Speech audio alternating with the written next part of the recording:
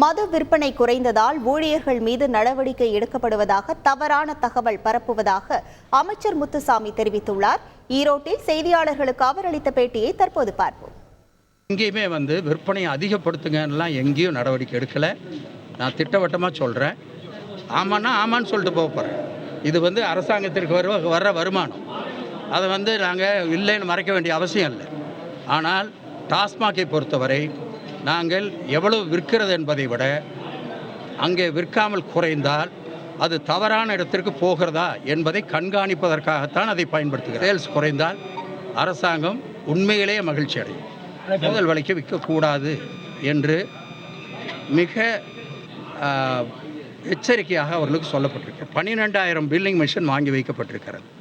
எல்லா கடைகளிலேயும் இந்த billing machine வைத்து விட்டால் இந்த கூடுதல் விலைக்கு விற்பது முழுமையாக கட்டுப்படுத்தப்படும். செய்திகளை உடனுக்குடன் தெரிந்து கொள்ள உடனே சப்ஸ்கிரைப் பண்ணுங்க.